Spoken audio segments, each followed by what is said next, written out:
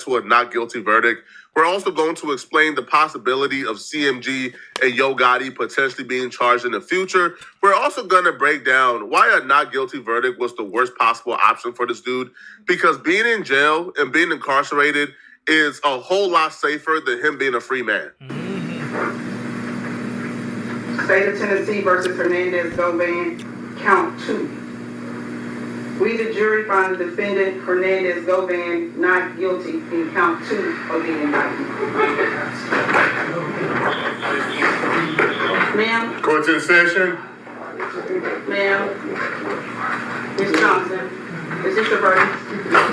Is this your verdict? Yes, sir. Is this your verdict? Yes, ma'am. That boy happy. That nigga said, come here. Boy, I know I'll be happy as hell. Boy, I'll be crying and everything, bro. God. Ma'am? Court's in session. Ma'am? Come here. Ms. Johnson, is this your verdict? Is this your verdict? Yes, sir. Is this your verdict? Yes, ma'am. Is this your verdict? Yes. Is this your verdict? Yes, Your Honor. Is this your verdict? Is this your verdict? Yes. Is this your verdict? Yes, Your Honor. Man, Is this your so verdict? happy, bro. Is this your verdict? Look at him. Is this your verdict?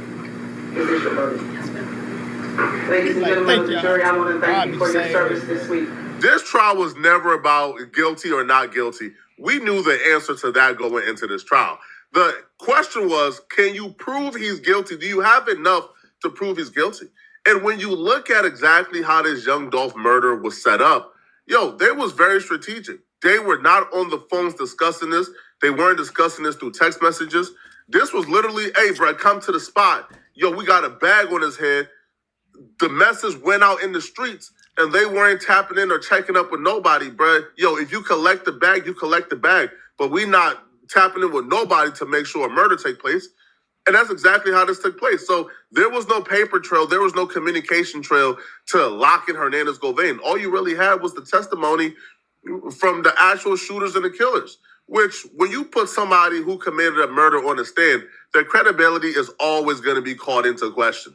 All right. Now, seeing Hernandez-Govan give us those crocodile tears, to me, was something to watch, right? It was something to behold, bruh. People are sociopaths, homie. After the not guilty verdict, this man looked that camera in his eyes, and he was cosplaying a father of 4 who he never committed a crime in his life. Look how cold Hernandez-Govan played it after the not guilty verdict. I just want to say thank you to my attorneys, Manny, Robert, Haley, Beth, Handel. Boy, must have had some good lawyers. You must have had some good lawyers, bro. Must have had some good lawyers.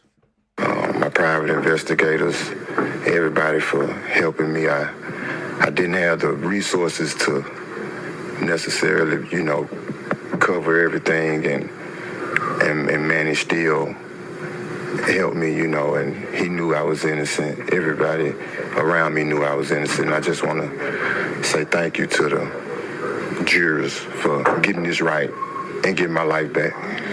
And that's the main thing. What was it like during the trial? At what point did you think, hey, wait a minute, I think I have a chance? Well, I knew I had a chance from the beginning because I knew in my heart I was innocent. And so, there was times during the trial, of course, you get some frustrations and stuff here and there, but overall... I forgot that lawyer name that they said that bruh had, but I heard he had a badass lawyer. She known for getting niggas out of some shit. I think he had a woman. I think it was a woman or something. One of these ladies, I heard she a big time defender. When it come down to murder trials, boy, she getting your ass out. I'm telling you. She letting you loose every time. I knew my innocence would prevail. What I realized, especially watching this trial or even watching a law and crime interview, Hernandez-Govan, I realized that a lot of us know a lot more about this case than That's even like crazy though, bro, for him not to get a not guilty verdict. I don't know whether the evidence was strong enough or what. That's why I be trying to tell y'all, like, just because a nigga commit a murder, for the most part, they do catch you, but that's another thing. He's saying that he didn't have money, man. Somebody had to be behind and give him some great lawyers and something. Because ain't no way. Ain't no way, bro. Professionals like us who've been covering or watching this case or been in the weeds of this for about 4 to 5 years now, we understand this trial at a level that I don't even feel like the professionals understand. Like, for example, they gave the motivating factor. They attributed Hernandez Govain motivating factor to be involved in this young Dolph murder to, he wanted the bag, or, he was connected to CMG for music opportunities. Right. Yeah, that's it. But no, like Hernandez Govain considered J Money and D Money like his nephews. That was the number one motivating factor, but it wasn't brought up in court. Hernandez Govain is over at J Money and D Money's mama house eating gumbo. They've been like neighbors for years. J Money, obviously, we know, was a rapper from Memphis. He was popping. He was with Chief Keef. He was rolling around, but he was also like Young Dolph's mentee, Young Dolph's right hand. J Money and Young Dolph was really close up until his death. Now, when J Money passed away, Young Dolph became a CEO, and Young Dolph was forced to do business with people who ain't really get along with, J Money folks, right? Or D Money, J Money's little brother, or Trula Mafia. Dolph signed Big Unk. Big Unk was supposedly responsible for the death of D Money, J Money's little brother. So when Young Dolph signed Big Unk, D Money's mama is all on Facebook, all on Twitter, cussing out Young Dolph. The streets is talking, songs is being made, calling Young Dolph flawed. And that's when Trula Mafia turned against Young Dolph. And that's when Trula Mafia had their own motivating factor to take out Young Dolph. They weren't just riding around hunting for CMG. No, they were riding around hunting for themselves as well. So when we understand this case at a micro level, that I don't even feel like investigators or detectives understood. At the end of the day, bro, the way I see it, Young Dolph is dead. There's still not enough motive. I mean, what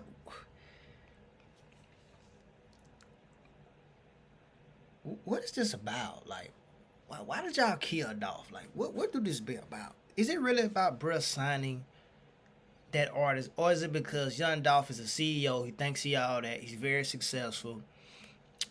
We've been kind of envious him. Like, that's what it is, bro. This ain't about. That's just what I think. This not about no signing no artist because we into it. I mean, yeah, that could have been an icing on the cake, but bro, this is just, this man is dead because of jealousy, hate, and envy. That's it. Because this man wanted to do his own thing, because Dolph wanted to build his own brand. He wanted to be his own CEO, my nigga. Like, bro, you have to respect that. Like, what's going on? Like, I don't understand, bro. Like, I don't understand this shit. Like, I keep trying to look for answers. This man is dead for nothing. Basically. Like, for nothing. I'm sorry if you already answered, but when you heard those 5 words, you are free to go. Just that reaction. I guess Govan was like the middleman. I guess they saying he was like around Yo Gotti, Big Jook, he's like the middleman of them. I guess they try to say he the one. I think he the one that gave the guns to the actual shooters, if I'm not mistaken. You want to know how I felt? Absolutely. We know how you felt. It's hard to explain the feeling of knowing you got your life back. And it's one of the best feelings I've ever experienced. And I'm just happy to be free. How much of a weight is this, lifted off of your shoulders after hearing not guilty, not guilty? It's a huge weight, I was fighting more so for my son. I have an autistic son, so that's what my fight was mainly for. I can't believe it, man. All that writing we did the last 4 years, and he still beat it. God damn. That's crazy. Now That's let's wild. go over to a courtroom reporter who's been following this case just as long as probably I've been following this case, and he breaks down and he explains exactly what he thinks the contributing factors were that led to this not guilty verdict. Right. The longer that the jury deliberates, the better it is for your client. Mm-hmm. They're discussing certain things, but this was a very limited amount of information, very limited jury verdict form that they had to consider, essentially 3 charges, all wrapped around the same thing. So it wasn't a lot of complexity there It was really about, did they believe the state's main witness, or did they not believe it? And that's what it came down to.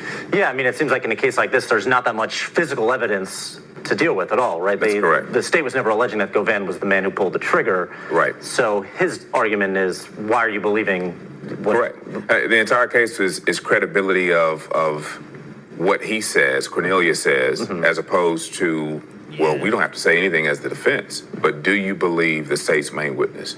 A young man who has a lot to gain or lose based upon his testimony, and not just this trial, but prior trials, who's facing the same charges, who was actually admitted to be the gunman, the one with the most powerful weapon.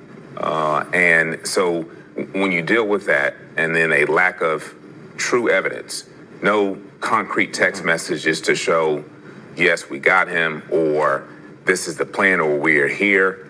Nothing, no content. They even admitted in court that Justin Johnson and Cornelius Smith, the two killers, that they had no contact with Hernandez Govan for weeks before they went and killed young Dolph, because there was no conversation needed to be had.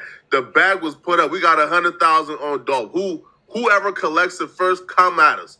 Hit us up. Then I heard, if I'm not mistaken, I heard that Dolph wasn't the only person they was looking at. They were looking for any paper route, any PRE artist. Bruh, if Key Glock was out, if they would have caught him, they probably would have catched them. But really, they was trying to get Dolph, though. They knew he was going to be there. The Turkey Drive thing, he does that every year, I heard. So they was looking for him. They was bound to catch him, bro. Like I say, man, it's I don't know why would he be, man. I don't know, man. It's just sad. R.I.P. Dolph, man. Right? But, Cornelius Smith and Justin Johnson actually contacted Big Jook after the murder before they contacted Hernandez Govan. So if we ain't talked for months before the day y'all murder young Dolph, and we ain't really Bro, talk it seemed afterwards. like the trial was weak from the beginning. Like, that wasn't, like, they would have been better by getting probably your guy or somebody. Like, why did y'all, like, this kid, like, that wasn't, this was weakened from the beginning, bro. That's what it's giving, like. I got call logs of us going back and forth, but here's the mistake, though. Justin Johnson admitted in court that Hernandez Govan sold him pills, right? He was his drug dealer. So the calls that they were having, the back and forth, that could just be attributed to Cornelius Smith wanted pills. Mm-hmm. It was hard to really pin it. One of the killers that killed Dolph was a pill popper. They don't even know this guy from a can of paint. They just got this junkie off the road and you just found him. Cornelius said out his own mouth, he was just doing it just because he wanted some money at the time. His daughter's birthday was this and that, like stupid stuff like that, bro. And Cornelius, the guy, one of the pill pocket junkies that killed young Dolph, never received his money, they was playing with him, saying where the money was, and he never received it. So he said, hell, he just gonna tell everything. Like, over, I think they said Big Jook sent them something in the mail or something. But he didn't get the rest of his money, like, so he just told everything. That's, like, bruh. Especially when, Stupid. there's no text messages or calls weeks before the murder. For weeks. And the day after murder, they ain't communicate. So to then bring him to court on evidence this week, to me, is just insane and it's crazy, bruh. But he would also touch on the possibility that other people could be indicted. The only thing that I understand that state to have produced to the jury for them to consider were, you've got multiple phone calls. I think they low-key got and it. For Mr. Govan to be the admitted dealer of the state's main witness of supplying pills and all those things, that would not be a surprise if you've got multiple contacts, they live in the same neighborhood. You can't just go off of, well, I called this person a ton of times to prove a conspiracy case. That's a little bit of a stretch. Yeah, so what happens now then? Well, I think, as the state somewhat alluded to in their closing argument yesterday, and someone in the way of the proof through one of the law enforcement witnesses, are there additional parties who could be complicit in the conspiracy? I don't know if that's the case. We heard Mr. Mims' name mentioned a lot, but he's now deceased. So obviously nothing can come of that. It just, I think they need to take a step back and probably regroup and see if the investigation needs to go anywhere or if it just rests there. They do have at least two of the individuals, the most complicit. Yeah, they got the shooters. The actual shooters accepting responsibility in one case of being found guilty in They the other. trying to get the big baller shot call, I'm guessing, bro. And, bro, y'all had 2 years. Like, y'all had 2 years to get Big Jook. Like, y'all had the years. Y'all never did get him. I don't know if y'all still investigating, but, I mean, you had 2 years to get him. Big Jook was living at... Did Dolph get hit up in 21? Yeah, he got hit up in 2021. Big Jook lived two more years after that. Y'all didn't question him or get him then, like before somebody got up with him. Because I mean that's the streets. A lot of people, he beat the murder case. They think it's over. It's some street justice too. I ain't saying that it's right, but y'all know how the streets get. They get to talking, and they gonna catch you. Now, if I was Govan, I would get out of Memphis. I would get out of Memphis because these guys here, they not playing behind Young Dolph. I don't know who doing the killing and who doing what. But if I was him, I beat my murder case, I would get out of Memphis. Yes. Do you think this makes it more or less likely that they're going to be able to go after, higher up parties? Less likely. I mean, you would be putting the state's main witness on now for a third or fourth or fifth trial. And every single time that he goes and gets on the stand, the hope as a defense attorney is his testimony changing? And bit by bit, piece by piece, it's just like he becomes a weathered person at that point. I mean, that's a taxing thing to be on the stand, multiple trials for multiple hours at a time, and have to remember and be consistent with everything. Yeah, I mean, to your point, it was a pretty quick trial. To come to this conclusion within just 3 or 4 days. Right. Seems like the jury knew kind of what they were going to come to. Well, I don't know if that's the case that they knew. I mean, obviously, from a human perspective, right. They decided not quickly. Exactly. I mean, it was one of those things that they probably had to go back into the jury deliberation room and say, do we believe what he said, the state's main witness? Forget what the girlfriend said for the most part. Law enforcement's testimony wasn't really helpful whatsoever. The autopsy, it was what it was. But does this young man's testimony line up? And do we have enough? And what a lot of people fail to remember is that it's not just beyond a reasonable doubt. It is beyond a reasonable doubt for a criminal case. But in our jury instructions, as Judge Johnson Mitchell read to the jury yesterday, it requires a moral certainty. And that level of certainty that you would exercise in your most important affairs, where to put a sick parent, where to move, things higher than that, quite frankly, what to do about a parent who's suffering with a deliberate, just a horrible illness or sickness.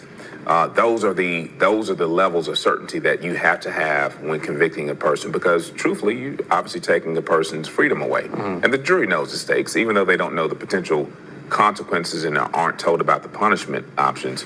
They know the consequences. You're dealing with the most serious offense of first-degree murder. For a trial that was only relying on testimony or witness testimony, the witnesses that came up really weren't really like that credible, bro. All right, like Cornelius Smith, he's fighting a murder. Like, he killed young Dolph. He got to say whatever he got to say to get out of this. The detective came. Hernandez Govain attorneys did a brilliant job at making that detective look like a pathological liar. And then the girlfriend came and she testified, but all she testified was, hey, I seen Cornelius Smith and Hernandez Govain link up and afterwards, but I didn't really hear what they were talking about. He just told me that Hernandez Govain had money for him. See, it doesn't make sense. See, those are, I mean, just because he linking up with somebody, he could have linked up with anybody. He could have linked up with me. I mean, that don't mean that you don't know what they talking about. I mean, that don't mean that that's weak. Like, that's weak evidence. Like, little stuff like that. Like, bro, that's weak. Like, that's not nothing to convict the guy and say that he did this. That's not enough. Now, he touched on the possibility of them pursuing other people. I'll be real, man. if they ain't have enough on Hernandez Gobain, they don't got enough on Yo Gotti, bro. Yeah. Because Yo Gotti is a couple degrees separated from this. Now, who had the 100,000 to put up on Young Dolph's head?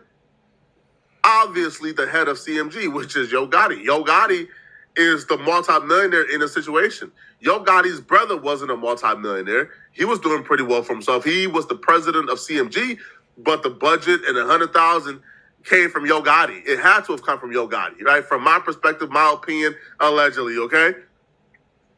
So the bag man is just responsible for, hey, yo, I'm going to cover the 100,000.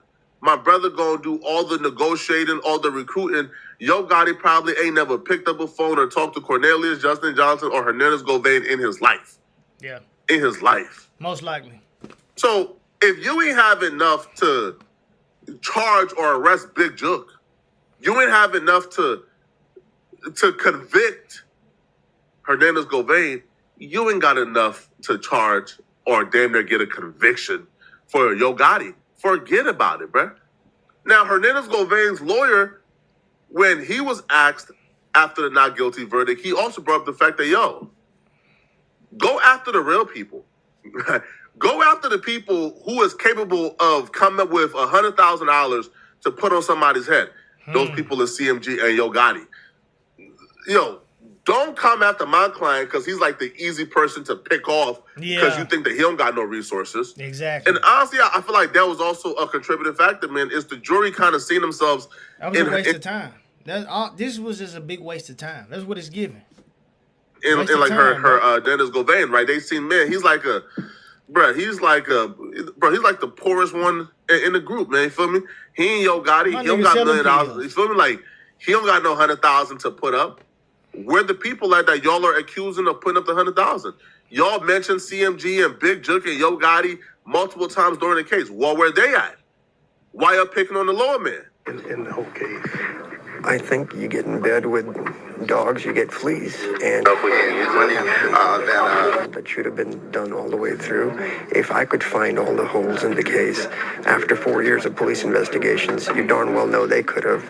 And I frankly think they shaded things, did whatever they had to do politically to make this a case, and they didn't actually go after the real perpetrators.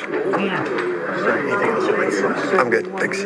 If I'm Hernandez Gobain, that's what I'm saying. If they wanted to, they should have just went on and got Jook. Even if they wasn't sure, they should have went on and got him when he was still living. I don't know what was going on. I mean, it was 2 years after. I mean, I don't know what happened. So if y'all know something, let me know. But I mean, I don't know. I mean, you should have just went on and got them then instead of getting Govan. Like, he's like a middleman, I guess. And he don't have no money to put. Like, I'm like, Flacco, he don't got no money. Not staying in Memphis. Bro, I'm not even staying in the United States, homie. Y'all gonna have to find me in Jamaica or something, bro. Young Dolph and PRE, they have shown they have a unique, elite ability when it comes to sliding. They get busy. They gonna get their man, homie. Bro, they got Big Jook. Yo, think about all the people connected to this case that we know of, bro. Right? Yo, I can go down a laundry list of Trula Mafia and CMG affiliates that done died since Young Dolph done passed away. CEO Teasy, he came up in court. He was trying to introduce straight drop to CMG, trying to get them signed. He was also one of the middlemen in this case. He got killed. Big Jook got killed. Yo, if Hernandez Gobain feels like he'll be able to stay safe in Memphis, he's out of his mind. Because now he out of his mind. That's just what I just got done telling y'all. And he right about that. Flacco right, man. Everybody that's had, if anybody has anything to do with Dolph or anything that's entwined with that or did something, they've been killed, bro. They've been killed. And the niggas who killed Big Jook, ain't no telling where they at. We don't even know. We don't even know who did that. Dog, they is real life stepping for this dude. Like, they not playing. So Govan, you stay in Memphis if you want to. Then if you want to, you better have a bulletproof vest, bulletproof truck. You need to be whoever you with. You need to be trying to get up with them now. Cause it's dangerous out. They not playing behind Dolph. Or whoever doing this, they are sliding. But that's it for that video, man. We got some more videos coming up. You know what I'm saying? Y'all make sure y'all like, comment, subscribe, man. Until next time, man. You know what I'm saying? We out.